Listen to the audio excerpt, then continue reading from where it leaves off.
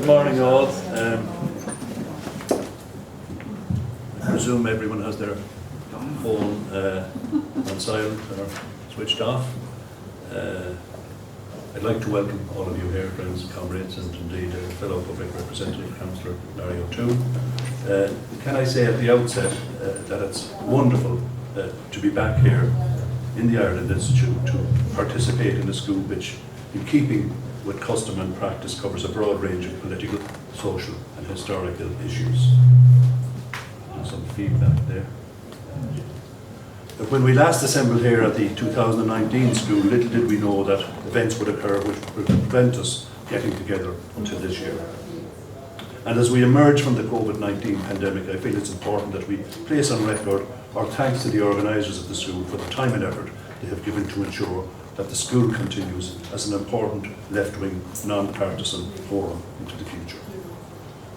Indeed, it struck me last evening and indeed this morning that a number of valued friends and vocal contributors over the years have passed on in the period since the last school was held here, and I know we will remember them today and celebrate their lives as we celebrate the life and times of Desmond Greaves.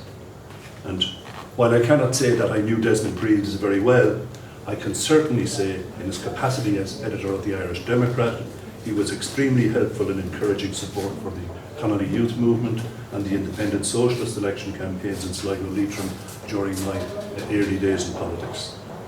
His coverage always encouraged sympathisers in the UK to send the occasional donation. In 1978, I was privileged to have his company in Sligo when he stayed with me for a number of days while researching material for his volume on the history of the Irish Transport and General Workers Union. And I can certainly remember the occasional late night or early morning when he took a break from his work, and I think colleagues who would know him would know that he enjoyed a wee drop of Irish whiskey on occasions. And again, he was particularly pleased with the Gralton Labour History Committee when it was established in Leitrim in 1985.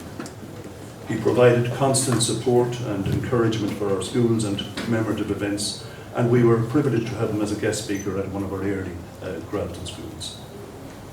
And it has to be said, and I know that Michael Quinn will agree with me when I say that for those of us in the Connolly Youth Movement in the 60s and 70s, Desmond Greaves' reputation preceded him. And while not compulsory reading, a Greaves book, The Life and Times of James Connolly, appears to have been read by practically every member of the CYM. It certainly was inspiring, and in addition to the Connolly booklets published by New Books, now Connolly Books, in the 60s, it introduced us to Connolly the Marxist, providing us with a firm foundation on which to build. And in this context, I am really pleased to be chairing this session of the school and introducing you to a comrade with whom I worked on the executive of the Connolly Youth Movement some 50 years ago. Michael Quinn, or Dr. Michael Quinn to give him his proper title, has not only been a political activist, he has, like Desmond Greaves, a huge interest and an immense knowledge of Irish labour history. His first book, The Making of an Irish Communist Leader, The Life and Times of Michael O'Riordan, 1938-47, a part biography of O'Riordan from the time he returned from the war against fascism in Spain to when he came to Dublin to take up the role as General Secretary of the Irish Workers' League, was published in 2011.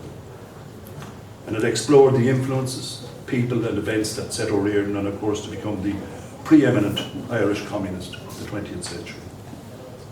It's a hugely interesting and unique volume which I am pleased to have on my bookshelf. His most recent book, The Irish Soviet Diplomatic and Friendship Relations 1917-1991, published by the Umskin Press in 2016, is now in its third edition. It is a significant and important contribution to modern Irish history writing and provides a detailed first ever account of the state-to-state relations that existed between Ireland and the Soviet Union, and it catalogues the many and varied trade union, political, academic, cultural and trade interconnections that were formed by Irish and Soviet citizens. Currently, with the support of Greaves literary executor Anthony Coughlin, Dr. Michael is working on a novel of the life of Desmond Greaves. Fortunately, Desmond Greaves left a significant amount of material, much of which can be found on the desmondgreaves.com or desmondgreavesarchive.com. It's Dr. Michael's task to research all that and more, and in due course to produce a biography of Desmond Greaves that I've no doubt all of us will look forward to reading. This morning, Dr. Michael will present an outline of Desmond Greaves' life up to 1936, when Greaves finished at the University of Liverpool. And this was obviously an important, formative period in Desmond Greaves' life. Dr. Michael will speak to us with images from the Greaves archive for, I think, about an hour, and we'll have questions and comments when Michael concludes. Over to you now, Michael. Thank you.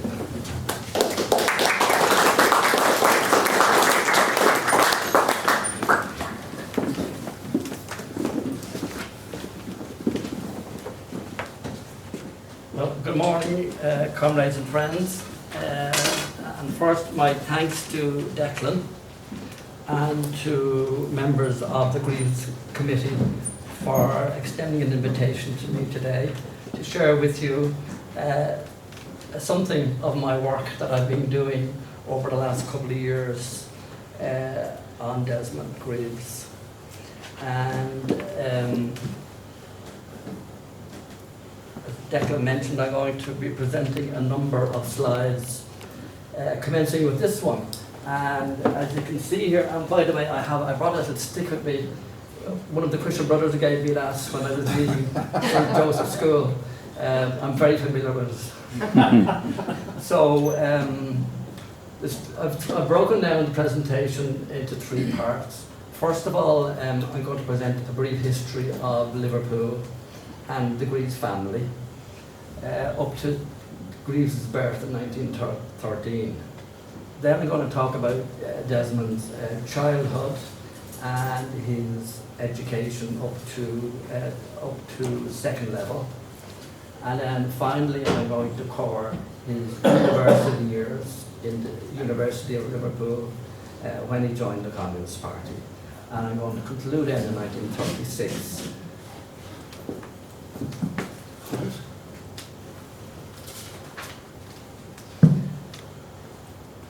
Now, a word on my sources. Basically, my work is going to be evidence-based, based on my training at Maynooth University, and I have the good fortune of having an extensive archive to work with, which includes his journals and the table talk, which Anthony Coughlin collected over a number of years.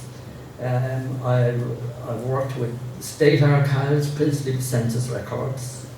This is a very valuable item in the Greaves archive, which is a selection of MI5 reports on Desmond Greaves. I looked at contemporary local newspapers on Merseyside. I've looked at the first publication by Desmond, which appeared in his secondary school. I've looked at a journal of the Botanical Society, at Poetry Review, which was a national poetry magazine in Britain. And I'm going to read it to finish. I'm going to read a short extract from a poem of his that appeared in a collection of poems, his first collection, or his first publication in 1946. And then on secondary sources, we've listed two items there, principally Graham Stevenson's Encyclopedia of Communist Biographies. So I'm going to start now with this map of Liverpool and the Wirral Peninsula. And I'll just start off by pointing out the places where Desmond was born and reared, here in Rockferry, here, and sorry, here, I can't see that too well. Is that Rockferry? Can you read that? Rockferry. So Desmond was born and reared there on the Wirral, and then when he went to university, the family moved home up to Prenton. And this is Bebington here. Desmond is buried in Bebington Cemetery. And this, of course, is Birkenhead, the largest town on the Wirral. And this is Liverpool, which I'm sure you'll be familiar. And these are the famous dry docks in Liverpool that facilitated the development of Liverpool as one of the primary ports in the world during the 18th and 19th centuries. This, of course, is the Mersey. The ferry, you're familiar with the ferry across the Mersey. And up here we have Manchester, the Manchester Ship Canal. And then on either side of the world we have North Wales. But very significantly, here to the west, we have Ireland, which of course is overshadowing in many ways Liverpool life and society. And a quick word then on the 18th century, Liverpool's history in the 18th century, which in many ways was based on the exploitation of slavery and the development of what historians now call the triangular trade. So the triangular trade basically was that manufactured goods were brought down from Manchester, loaded here in the port of Liverpool, and sailed to West Africa, where these manufactured goods were bartered for slaves. Those slaves were laden into those ships, the holds of those ships. They then sailed across the Atlantic to the Caribbean and the southern states of America, where those who survived were offloaded, and then the products, sugar and cotton and tobacco, were then put into the hold of those ships, and those ships came back to Liverpool, and the whole thing started off again. And that's the basis of Liverpool in the 18th century. Now, in the 19th century, as the Industrial Revolution powered on, the ruined hand workers of Yorkshire, Lancashire, Wales and Ireland were drawn into the port and in the economy of Liverpool. And then in the middle of the 18th century, we had, of course, the famine in Ireland. When on every tide the famine arrived into Liverpool, crowding into these areas here close to the docks, Toxteth and other parts of Liverpool. And later in his life, Desmond summed up the colour and importance of Liverpool. Quote, "It was when he was a youngster. It was then still the chief port of the world, with goods waggoned on overhead railways. You could sense its imperial character and its Irishness. Everything there was dominated by the sea."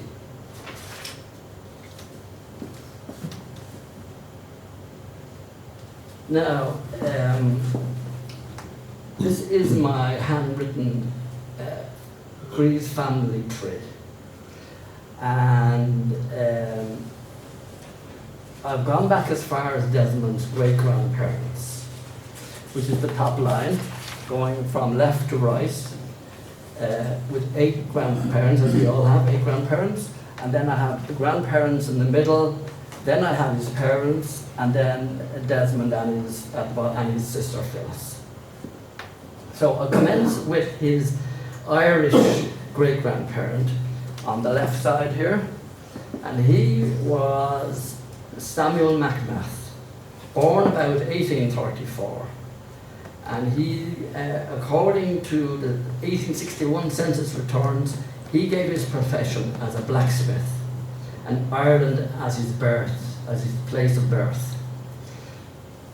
That document or his marriage cert doesn't specify the location in Ireland, but one of Greaves's aunts has a note, which is now in the family records, saying, quote, "I think it was North Ireland, and they were Protestant." And that tallies with the testimony of people who knew Desmond, who informed that he and his family used to go to Newcastle, County Down, for holidays when he was a child. And I looked at the Griffiths valuations, which predates the Irish census, and it indicates that there was a cluster of MacMaths living in or around the Newcastle area. MacMath, by the way, is a Scottish name from the Highlands, anglicised now as Matheson. So anyway, great-grandparent number 2 is Jane Mansfield, not the actress. And her father was a wallpaper hanger. And in 1871, they were married and living in Toxteth Park, in a house which they shared with another family. They had 6 children, including Sarah Jane, who would become Greaves' grandmother. In her teens, Sarah Jane worked in a cotton mill. The next family is the Taylors, and William Taylor was from Liverpool, and he was an iron founder or moulder. He married Elizabeth Jones from Wales, perhaps, in 1861, and they were living in the Greater Manchester area, alongside the Ship Canal, in a foundry. They had 3 sons, the third of which was William Jones Taylor, and he would become Desmond's grandfather. And he, by profession, he was an agent with the Prudential Insurance. So now we have Sarah MacMath and William Taylor. They've married, and they married in the Church of England's church in Toxteth. They crossed over the Mersey to live in Beddington, and they had 7 children. The firstborn in 1884 was Amy, who would become Desmond's mother. At 16 years, Amy was working as a bookkeeper, but the 1911 census shows that she was working from home as a self-employed music teacher with a degree in music, specialising in piano and violin. However, according to family records, she was not on good terms with her father, who had lost his job in an insurance agency due to mismanagement of an inheritance that he received. The family wanted him to buy out the family home because they were renting, but he opened his shop instead. The shop failed, and he was given to entertaining his friends. When the shop failed, he was reduced to working a picture framing business from his home. And Amy, who was ambitious for herself and her siblings, resented this. Now onto the paternal side, which is on this right-hand side, commencing with John Greaves of Liverpool. He was a labourer, and his wife Jane Morris came from Denbighshire in North Wales. They were married in St. Peter's Church in Liverpool's Anglican Pro-Cathedral on Church Street. In 1841, they were living on Eldon Street in a tenement area where many of the neighbours had Irish surnames such as Mooney, Kelly and Doyle.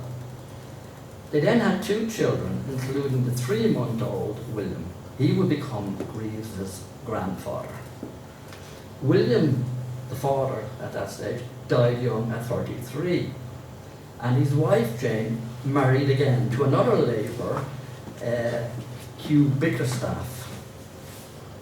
In the 1851 census returns, they show that the couple were still living in Eldon Street, but none of the Greaves children are recorded as living with them. This is confirmed in the same census returns for their first son, William Greaves, who is listed among a list of boys in an industrial school belonging to the parish of Liverpool at Walton-on-the-Hill, Everton. Victorian-era industrial schools provided an introduction to practical trades for their charges, and they must have been pleased with William, In 1868, he had crossed over to the world, and he was working as a tailor by trade.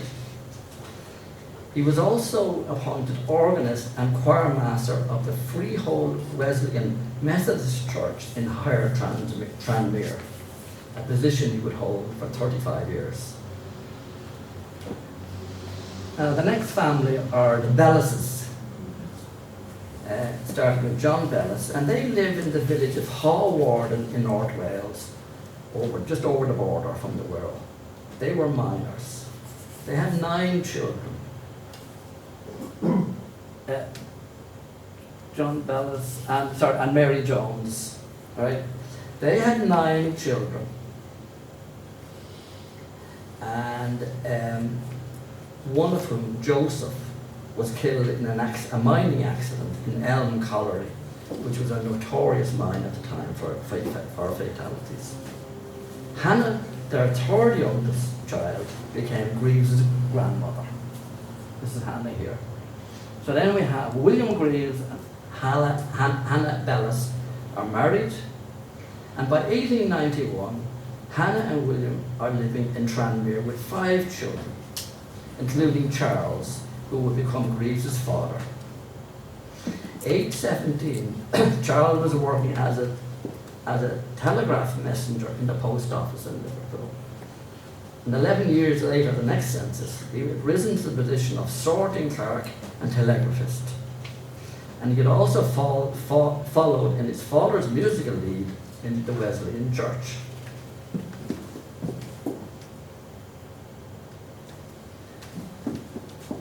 Now, here is a remarkable photo, I think, and it shows Amy and Charles on their marriage day in the Freehold Church in Tranmere. Now, when I saw this photo first, I thought it looked like something from a period drama, and you can see they're all they're all dressed up to the nines in their Sunday best, and the lad, 3 men are brothers, are Charles's brothers, and three bridesmaids are Amy's sisters. Don't forget, she's the eldest, so this is the first marriage in the family.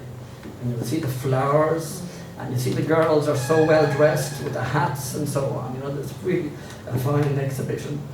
Now, and Desmond wrote later that his mother's sisters were suffragettes. And I think you can detect it here that these are assertive young women, and there certainly were no shrinking violets, and that can be seen in the family records in the archive. And there's only one blot on the day, however, and that was that Amy's father didn't attend the wedding. Now, family recollections also contain an intimate nugget of the honeymoon. Quote from one of the aunts, okay? Quote, Amy and her husband Charles were besotted by music, and Amy told her mum when she came home from the honeymoon that she was still a virgin, and that they had talked about music all the time. Mum added that they must have got the hang of it for later on, for soon Desmond was born. And indeed it was on the 27th of September 1913. He was christened Charles after his father, but his second name, Desmond, from the Irish Odath Fumini, meaning a son of South Munster, was new to either side of the family. This choice was his mother's. During her pregnancy, Amy had a second-hand sheet of music on which the words "dedicated to Desmond" were written. She made sure that he was known in the family as Desmond. So that's the conclusion to the first section of my presentation.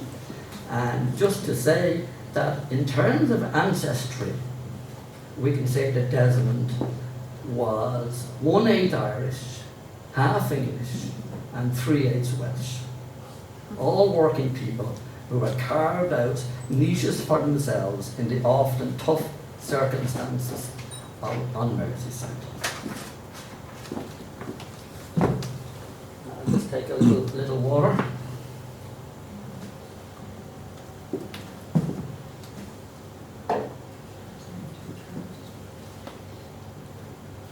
And here is a photo showing 3 generations of the Greaveses.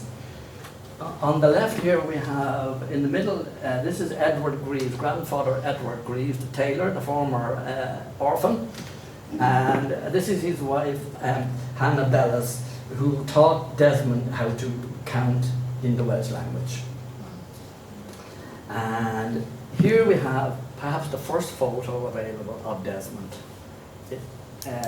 in his aunt's arm, one of his aunt's arms, looking a bit like a wise owlet.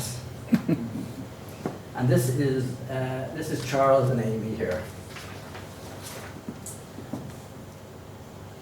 And this is Desmond too. Another quote from the family records. At 2, he took Mum into the garden and said, "Look at Jupiter," and added that the moon was a dead world. Amy did not use baby talk with Desmond. Perhaps this is one of the reasons for his early language development.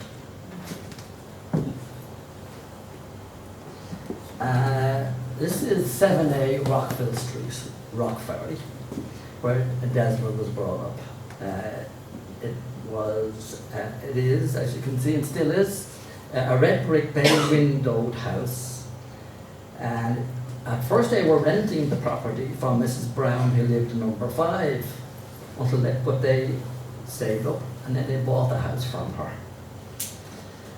Greaves' father, Charles, enlisted in the British Army during the First World War, quite late in November 1915, and he was prompted to do so by his post office career ambitions. A telegraphist, he was assigned to the Royal Engineers, and he was a sapper and was sent to France. In later life, Desmond recalled in his journal that when his father came home on leave, that he was, quote, covered in shamrocks relating to the 16th Division, which was supposed to be Irish. He was popular because, as a teetotaler, he handed his rum rations over to his comrades. And Phyllis was born in 1916, while Charles was in France. This is an image of the family church, the Methodist Church, and I'm sure you've heard the expression that it takes a village to raise a child. In this case, perhaps in Greaves' case, it was more a case of, at this stage, a parish raising the child. So there was the extended family, all living within walking distance of one another. There was lots of aunts and uncles and cousins. And it seemed that with the arrival of Desmond and Phyllis came a reconciliation between Amy and her father, whose positive qualities are now revealed in the family records. He was a musician and a singer and was well read and had an extensive library, which came into Desmond's possession after his death. Desmond claimed in later life, "My grandfather was an atheist who was brought up nominally a Protestant, and he was a radical paranoid I'm supposed to take after. He had no time for children, and that he took me to his allotment was a matter of great amusement." So we can say that the family life of the Greaves family was based around the church. You know, so we would have had Sunday service, Sunday school, music and choir, a lot of choir and music. Perhaps not unlike Catholic Ireland in the 50s and the 60s, certainly in our family it was like that. But the church, it was not a high church, it wasn't Church of England. You know, there was no Tories at prayer in their church. It was a working class Protestant people. And Rockferry, the area of Rockferry now was away from the centre of Birkenhead. It was an area where settled skilled workers were living, if you like, respectable, predominantly Protestant working class area. But the big difference with Catholic Ireland was they were teetotal. All members of the Greaves family were teetotalers.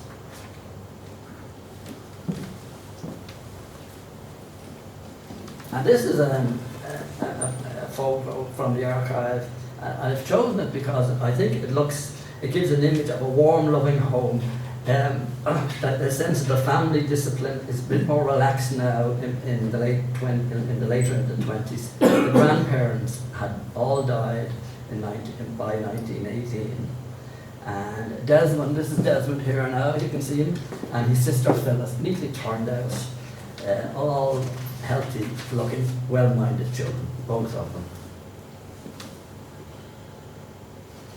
And this is a picture of Desmond's secondary school, the Birkenhead Institute, where he attended for 5 years.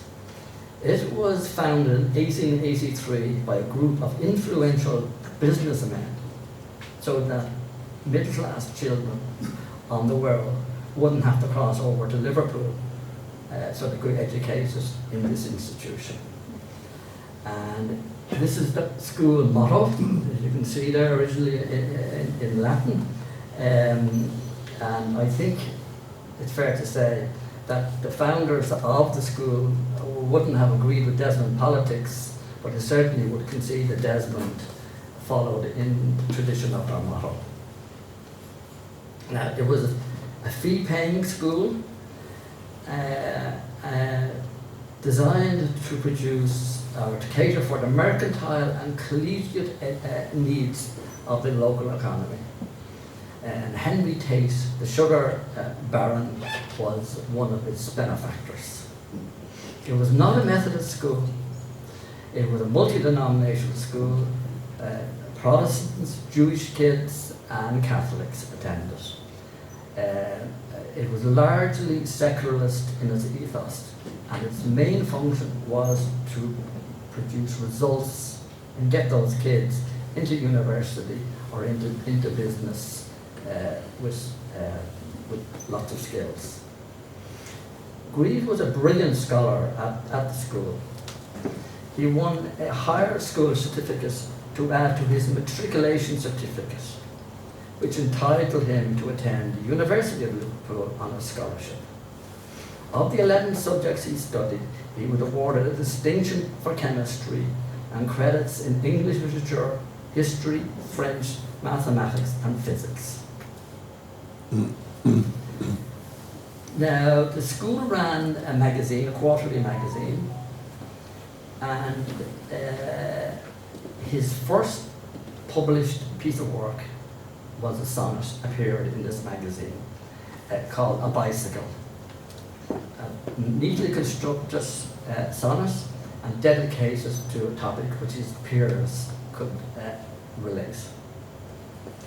His first published piece of prose appeared in 1930 when he was 17, entitled The New Arcadia, and it was modelled on Jonathan Swift's A Modest Proposal. If you can remember that book proposed that the poor Irish should hand over their unwanted children to members of the ascendancy to be cannibalised. Well, in Desmond's article, he suggested that the poor children of Britain could be offered a small dose of cyanide, which could be injected into them, or anybody else who was fed up with living. This was his proposal.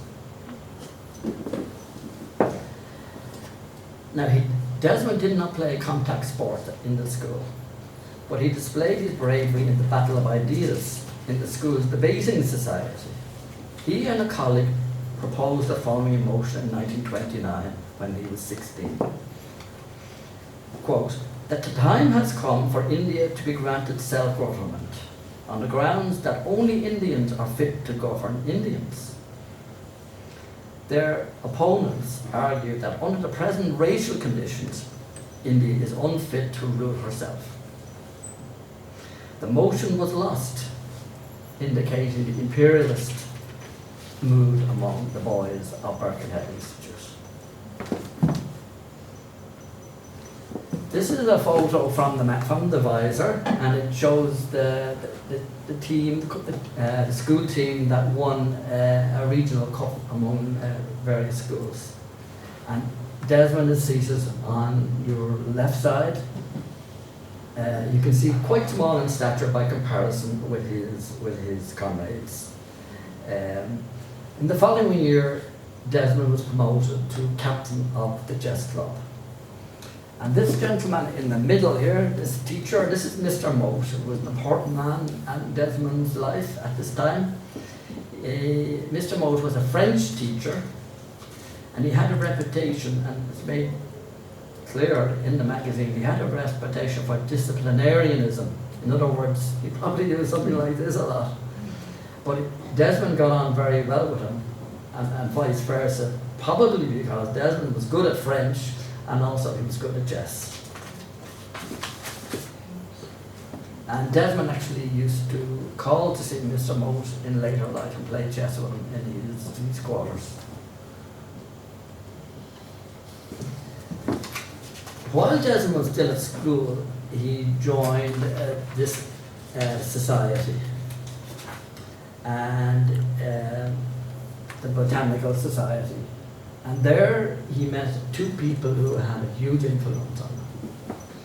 And I'll start with this man here. This was William Lee. He was of Irish descent, and he, at this time, was the chief superintendent of telegraphs at Liverpool office, which meant he was a senior colleague of Desmond's father.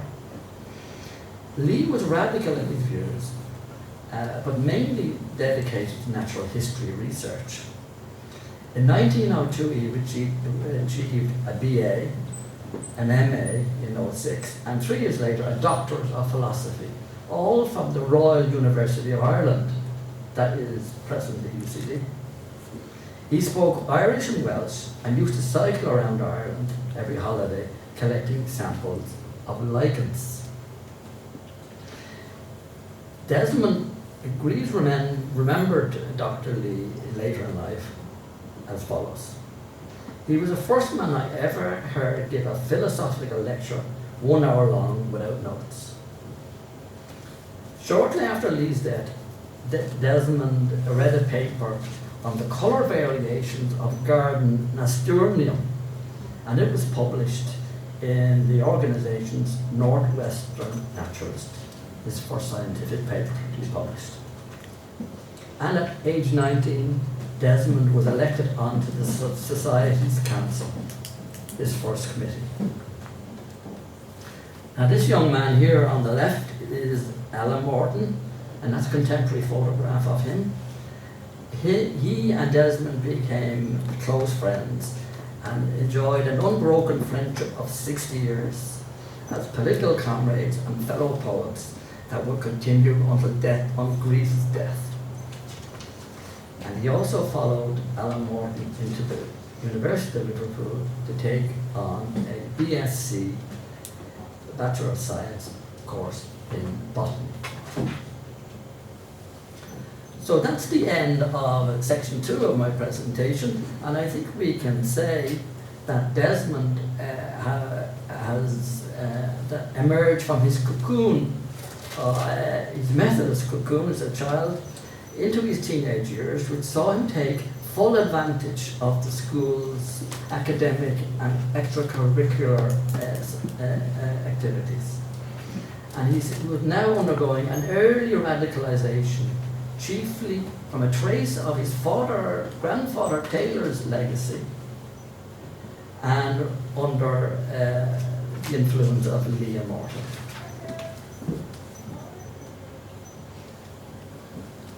Now, we're now moving into the 1930s, and I think it's appropriate for me to give a little political context that what's going on in Britain at the time. And it's called the Devil's Decade. This is a phrase Desmond used and other left-wing views at the time. That's why the decade. And the background to the decade, of course, was hunger marches in the 20s, a national unemployment movement and a general strike, the erection of the employers, Tory and Labour governments and the national governments wanted to respond with wage cuts and repression. Locally in Birkenhead in 1932, 10,000 unemployed people gathered in the centre at the park in Liverpool, in Birkenhead, and they were battened off the streets, and the police from outside Birkenhead were let loose into the working class areas and tenements, and pitched battles ensued. They did win some concessions, unemployed, but the repression lived long in the memory, and most of the leaders of the unemployed joined the Communist Party. We also have the rise of fascism across Europe, as you know, at this stage, and in Britain itself with mosey black shirts. And we had then, as a reaction to that, there was an anti-war movement gathering pace in England, and then we have the rise also of the left, in particular the Communist Party, and we have the emergence of its radical generation of the 1930s, who were strongly influenced by political theory of the Communist Party and Marxist theories. And we can say about that, I think it's important to say about things, the concepts such as dialectical and historical materialism, which of course we're all familiar with, but at this time, against the background of the long economic crisis, the rise of fascism, and the emergence of the Soviet Union, which then was undergoing a period of rapid industrialization and collectivization of its agriculture, that it was offering a viable alternative to conditions in Britain and across Europe, to the point where many young people formed the view that the choices now were being reduced to either socialism or barbarism. And many of these young people just joined the Communist Party, not just young students, but working class kids and women across the island. Of course, we had the coming Spanish Civil War, and I have a note there on an impact. We must get back to the Greaves family, of course, and just to say that 5 of Desmond's aunts and uncles, either the Greaves or the Taylor side, emigrated from Liverpool at this time. And the Taylor sisters in particular were scattered around England when they get married or for employment as well. So Liverpool has suffered very badly during the recession of the 20s and 30s, and is no longer a primary port on the world stage.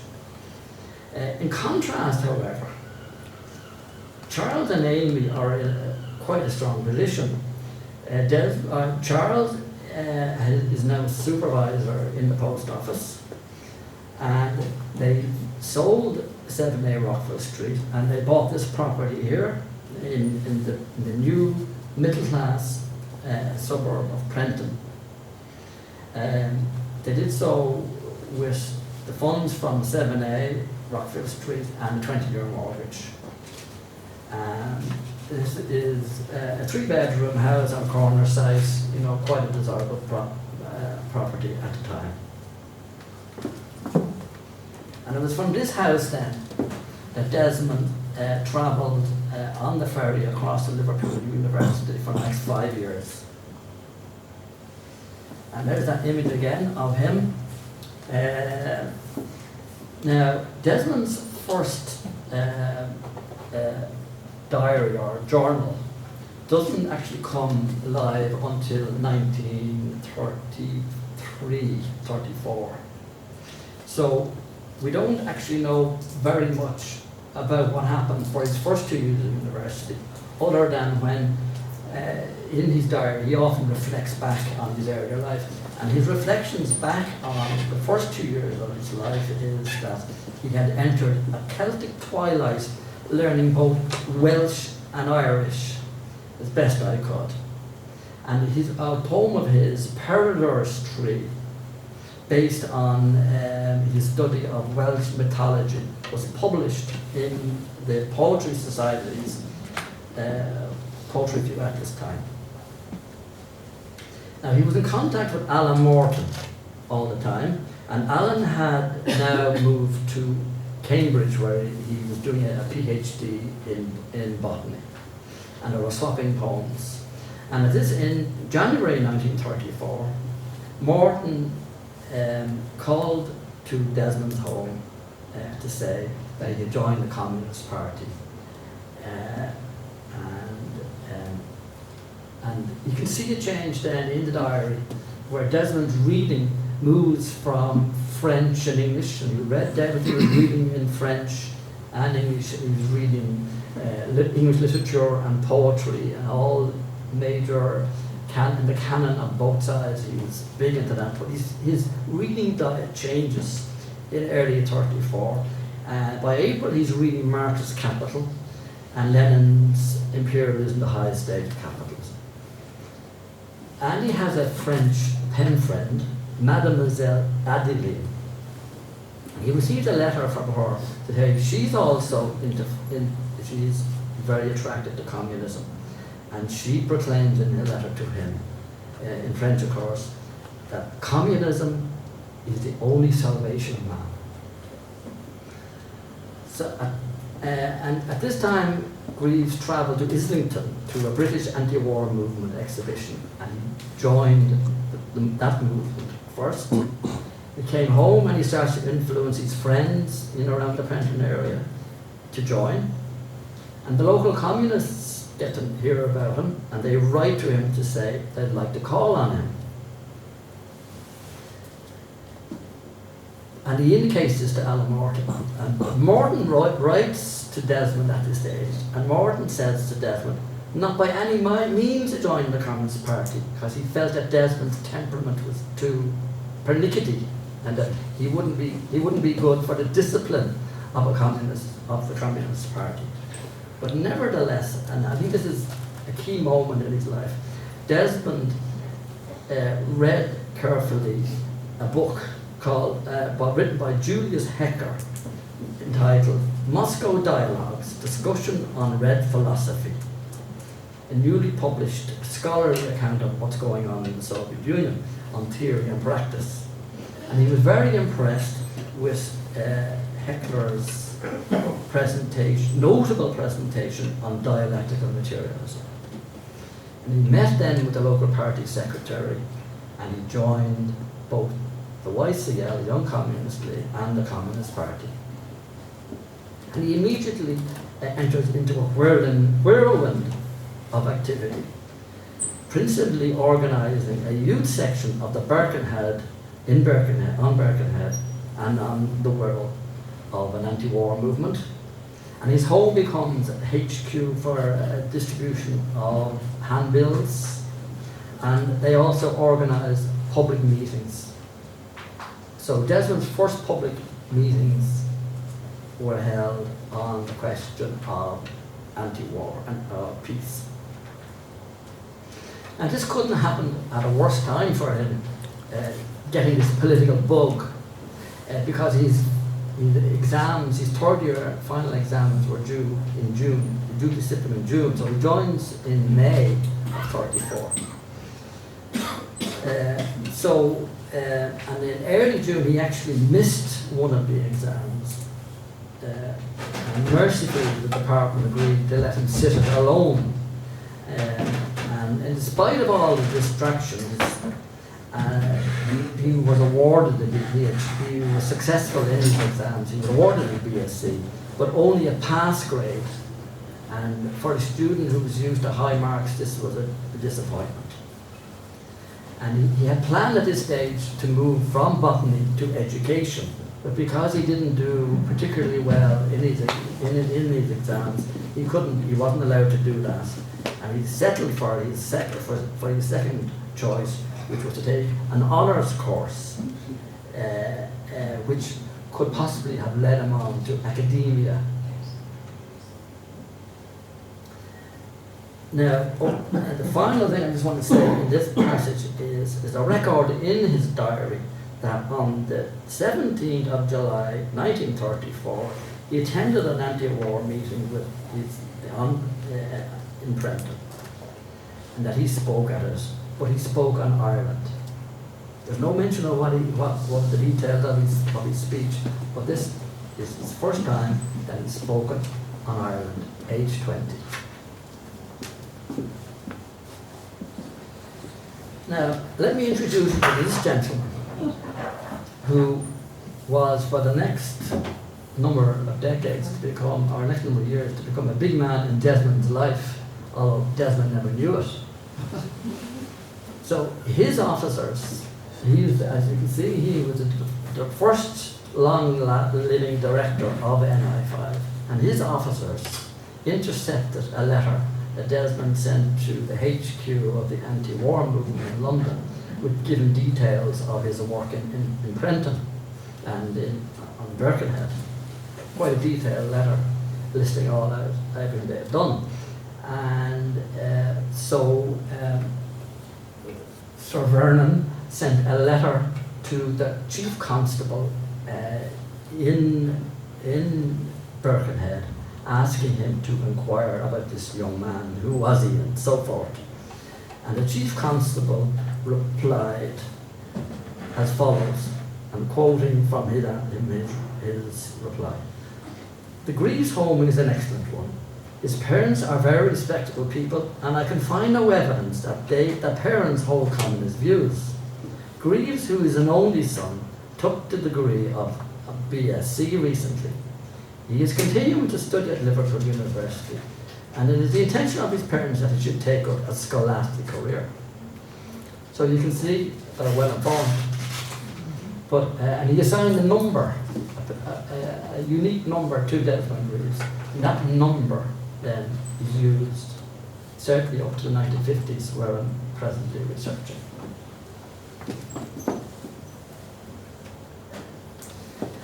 And here's another photo from the archive, which I think speaks for itself, showing Desmond, the energy of Desmond. And you can see here he has his briefcase, and he's going from one meeting to the next. And it was taken after he returned to do the honours botany in the university. Now, he was nervous about taking on the honours because he would be directly under Professor McLean Thompson. And McLean Thompson had, in Alan Morton's view, given him a very poor result, and an undeservedly poor result to him, which meant that Alan Morton had to go to Cambridge to do his PhD in botany. So Desmond was nervous about that.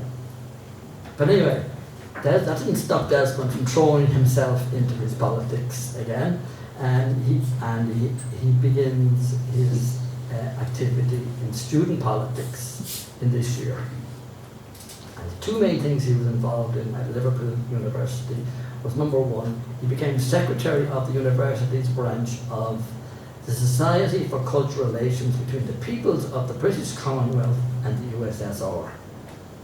And a series of reports by Desmond on that society appear in the Students' Union paper, The Sphinx. But his main work in the university was to establish the new Labour Club. This was a successor to the defunct Social Society. And Desmond designed this new club to be wide enough in appeal for all on the left at college, that it would not be affiliated to any party, but its leadership would be communist. In other words, Desmond Greaves. So what he did was, first of all, he secured the support of the party leadership, FC Moore, party secretary, and he gathered around himself 13 faculty representatives including 5 young women, all of whom were well known to him personally for the reliability of their social views. They held a meeting and Desmond was elected president. And that club then becomes very active during that year. And Desmond notes that he was particularly impressed by Miss Disley, a miner's daughter.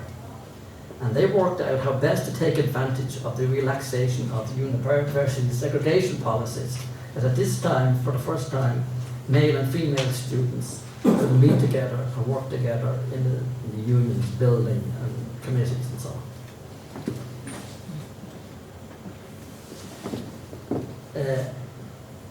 And the club, one of the activities of the New Labour Club was they would invite national speakers to come and speak in Liverpool. And this is the one particular student that Desmond had met at a meeting in Cambridge. Desmond travelled up to a meeting of the Federation of Student Societies, a body that coordinated communist students' activities. He was very impressed with this young man, and he brought him down to Liverpool to address a meeting. And Cornford was Charles Darwin's grandson. And so he's part of this revolutionary generation. And so you can see how the extent of impact of communist ideas among students at this stage, when such a notable was involved in the communist movement. And when the Spanish Civil War commenced, oh, by the way, I should say, he stayed in Desmond's house on the night he came down to Liverpool. And the next morning, Desmond brought him and others on a tour around Liverpool. But anyway, when the Spanish Civil War commenced, Cornford was the first Englishman to enlist. And with other fellow students from Cambridge, they fought with international brigades, and he was among 300 to be killed at the Battle of Lopera, and he died a day after his 21st birthday. Now, a word about fascism in Liverpool, and on the left here is Professor Rosenberg. He was a refugee from Germany. He was Jewish. He had been a deputy in the Reichstag. He was a former Central Committee member of the German Communist Party and a historian. He was given the role of a visiting lecturer at the university at this time. And Desmond attended, even though he wasn't a history student, Desmond attended Rosenberg's history, his lecture on the history of the working class. And Rosenberg came along and supported Desmond in his groups. But not everybody was favourably disposed toward Rosenberg in the university. Some of the students gave him a hard time and who were involved in the British Union of Fascists. And a member of the staff, one Basil Shlepchenko, a white Russian, who lectured on the Russian language at the university. He was a spokesman for the Anti-Communist Society in Liverpool. The upshot of this was that after 3 years, Rosenberg left the university and went to the United States.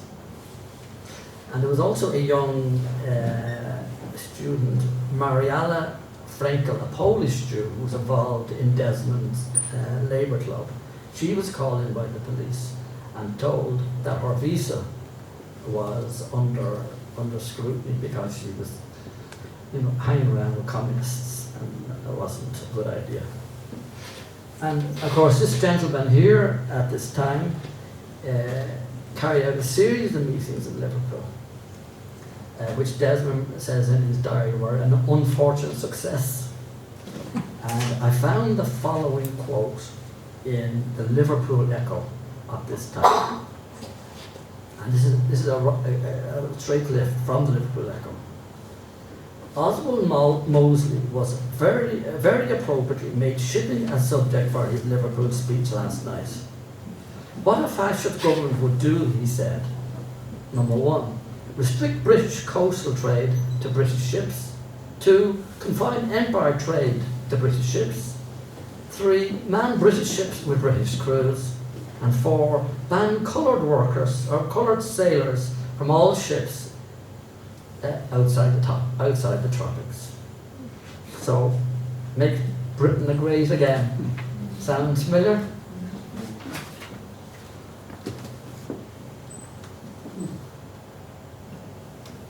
Now, I've chosen this image here to indicate how working on the Popular Front worked out in how that was done in Birkenhead. Now, you may remember in the middle 30s, the communist parties across Europe changed their position in relation to social democrats and others who they had been very critical of and called them very often social fascists and so on. But with the rise of fascism, the communist parties decided that they would work to form popular fronts or alliances with all Democrats who would work again to isolate fascism. And on Birkenhead, on the peninsula, the party members decided that they would support this woman who was coming up, who was standing in the November 1935 general election on Birkenhead as a Labour candidate. Now, she had been a councillor since the 1920s. In fact, she was the first female Lord Mayor and the first Labour Lord Mayor of Birkenhead. And Desmond was very pally with her son Ivor at the stage. He was quite close to Desmond. And Marianne she was very nervous about her son's relationship with Desmond, because Desmond was a bit older and her son was going communist. She wasn't obviously too happy about that. But when the communists decided to support her candidacy, this brought about an improvement in their relationship, and Desmond was invited to join the family on a holiday, and he has in his diary an account of the kind of tete-a-tete that they had, a discussion they had together at the holiday. And it's interesting to see what they said. They both agreed in this conversation that the Popular Front was a great idea. But Mercer was still in favour of what was called the Black List. And the Black List was a list of communist trade unionists that was drawn up by the TUC and used to isolate communists from gaining powers of influence in the trade union movement. And she still, as she told Desmond, she still supported that because the communists on Mercer's side were too pushy and so on, and were overshadowing the Labour fellas. And then when I think the conversation comes to an end, and Mercer was determined to finish on a superior note, and between the two parties, and this is reflected in the following quote from the diary. Anyway, Councillor Mercer didn't believe in the communist tail wagging the Labour dog. I replied that present it was a case of two separate animals who were in a position to come to an agreement in their common interest. But on a more positive note, shortly after this, Desmond introduced his mother, Amy, to Councillor Mercer, when they met by chance on a bus in Liverpool. And he records that his mother, Amy, voted for Mercer in the election when it took place in November. And at that election, Labour made only modest gains. She only got about 10,000 votes.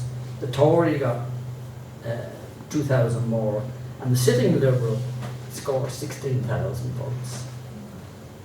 And it would take until the 1950s for Labour to break the conservative stroke unionist stroke liberal control of Merseyside. Anyway, Councillor Mercer continued in that role until her death in 1945, and Mercer Road, Prenton, is named in her honour.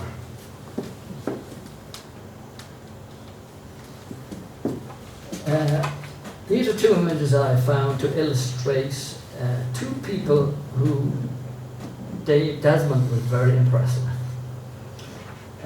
A man on the left is Leo McGree. He was a Scouser. He's the son of an Irish father and a Scottish mother. He had left school at 14, joined the Communist Party, and was a leading member of the Amalgamated Society of Woodworkers. Saborji Saklavatala, better known as Sak to his comrades, was quite a different person altogether. He was born into a wealthy Parsi family near Mumbai in 1874. He was educated by the local Jesuits, and introduced to public speaking and encouraged to do voluntary work. Age 30, he travelled to England when he was suffering with malaria. There he met a waitress, Sarah Marsh, and they married and settled in London. He joined the Labour Party, Independent Labour Party, was elected an MP and was re-elected for the Communist Party in 1923. One of the few communists, I think, to be elected to Westminster, and the first MP of colour. Desmond was particularly interested for two reasons. First of all, he was interested because Saklavata deliberately used his influence to try and link the Indian Home Rule League, the influence and support for that, with the British Labour movement. And he attended the TUC conference and so on, something which Desmond, of course, would replicate in his time for the Irish. But anyway, they came to Merseyside and attracted big numbers. And Desmond himself addressed a meeting in what's called the Picton Hall in Liverpool, a popular meeting place. And he wrote the next day he wrote in his diary the following: "I spoke very much better and made a huge impression, even though I dealt with highly technical chemical things. I founded my speaking style partly on Leo McGree's and partly on Saklavata's. I found I could make the audience look more expectantly at me, or lose tension whenever I liked. I had, of course, to translate my models into a form suitable to my accent, height, and characteristic modes of expression." This one is 21.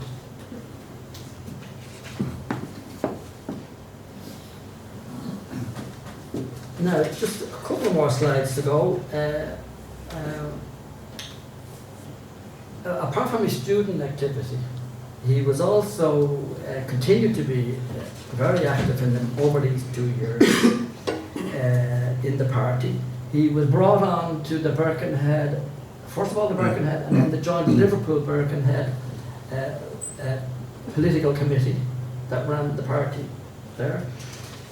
When F.C. Moore, the party secretary, went on holidays in 1935, Desmond was appointed to act in his place. He also produced his first newspaper, A Searchlight, at this time. And I have a note there about party discipline, and I put that in because you remember Alan Morton advised him not to join the party because of discipline issues. And at this time, a test came to Desmond on discipline. And it related to a personality clash that arose between Nugent Coffey, who was originally from County Kerry, and Joe Rawlings, another leader of the unemployed in Birkenhead. Greaves had been pally with Coffey and used to cycle out to his home on the Wirral in West Kirby. Greaves' first instinct was to try and encourage a reconciliation with the two men. But the passions which, you know, being Irish and so on, passions were rising, and Coffey's behaviour became quite erratic. And a general meeting of members, an aggregate meeting, was called in Birkenhead, and Coffey put down a threat to resign unless Rawlings was disciplined. But at the meeting, Rawlings turned tables on Nugent, and Coffey's threat to resign was dumped in favour of his expulsion from the party. Not for the faint-hearted proletarian justice on Merseyside, but Greaves made sure he didn't go down with Coffey. He would learn fast. Now, a note there about Manchester and North Wales. Greaves is now becoming in demand as a speaker, and particularly to universities in Manchester. And he cycled up to Manchester on a regular basis. And he got to know there George Brown. George was from Inistioge, County Kilkenny, and his family moved to Manchester, and during the general strike he joined the Communist Party. He attended the International Lenin School in Moscow for a year, and then he became a political commissar with the International Brigades and killed on the Madrid front in 1937. And just a quick word about, so he was networking all over the place, and he cycles into North Wales, and he met Tom Jones, obviously not the singer, but a miner, and he helped him to revive the Daily Worker sales in Wrexham. And Jones too would volunteer for Spain, and he was wounded at the Battle of the Ebro. He was thought to have been dead, but it turned out that he was surviving in the jails at Zaragoza and Burgos, where he shared a cell with the leader of the Connolly column, Frank Ryan, before he was released in 1940, when the British government are said to have paid out £2 million to the Spanish to get him released and brought home to Spain, to Wales. Now, I'll just give you the story now of Desmond's leaving of Liverpool. You'll remember he had concerns about how he would get on with Professor McLean. Things didn't go too well with Professor McLean. By mid-January, Desmond has in his diary that the professor says to him, "You have brains, Mr. Greaves, use them with discretion." He was then threatened him with expulsion for missing a lecture when Desmond went off to Leeds with the university's chess team, who were a man down. But nevertheless, when Desmond submitted his written thesis, which he typed up in a week, and didn't have time to check it because he was too busy with his politics, nevertheless, the professor praised it as a clever essay. He knew that his final exams were mixed. The results would be mixed, but Desmond was bitterly disappointed to learn that he was to be awarded a mere third-class honour. This meant then that he couldn't automatically qualify to do a Master in Science, which he wanted to do. And it now lay in the gift of the professor whether he would be allowed to continue. And they had a meeting, and this is Desmond's account of that meeting. Now, I saw the professor during the day. After loud protestations of regard for Greaves' brains, he politely told me he could not see his way to admitting me to the MSc, as he did not think my understanding of the history of botany added anything to the conceptions of present. And he added, "Give up your politics, Mr. Greaves. We have plenty here without the Soviets, haven't we? You know we have, or you wouldn't be here. We should be both in the salt mines." With that, he closed the interview. At the start of the following year, Desmond took on a diploma in education, but it was not a good course and his heart wasn't in it. He switched to doing a course in geography, but that didn't work out either. So with botany and teaching now close to him, Desmond decided that he would become a journalist. His mother's sister Mabel was married to George Peachy of Castains Builders in London. And he had a number of business contacts in newspapers and magazines. And on that basis, Desmond decided that he would move to the capital to begin a journalist career, a career of journalism. His parents had begun to deteriorate. Understandably, they were disappointed that their brilliant young son wasn't doing as well academically as they had hoped. And then, so Desmond has the following quote that close off the section. And he says, "My experience of the world was limited. I had grown too old in a sheltered environment. I had deliberately ignored the future, since like death, it would come of its own accord and bring nothing with it. I rode merrily down to London." Now, just to conclude on this third and final section, just one sentence. I think it's fair to say that Desmond Greaves was both exceptional and unexceptional.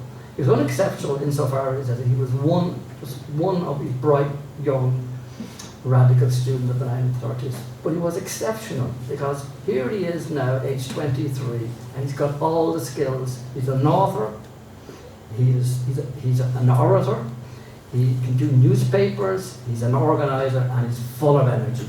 You know, he's a ready-made for political activism. But more than that, there's one other aspect of Desmond which I now want to finish with, and that's just 2 minutes, Mr. Chairman, and I'll be finished. And I mentioned that Desmond was a poet, writing a lot of poetry, and he saw him, and he has a poem included in his first publication. And the name of the poem is David Guest, simply David Guest. And this is the final image that I have now. And it shows David Guest. He's another brilliant student from Cambridge, I think, who went to Spain. And this is a picture of him here with the General Secretary of the Communist Party, Harry Pollitt, on the front. And of course, David was killed shortly afterwards. And in March 1940, when he was now living in London, Desmond wrote a poem dedicated to Guest. And it's not an elegy, right? Rather, it's an expression of sense of responsibility that he and all the others of this radical generation now have. And I'm just going to read 5 lines of this, which I think speaks for itself. And it goes, "Those who are lying beneath the red hills of Spain have stopped the year's mill race and held up time. It is their doing what we do now. What they have made, we use.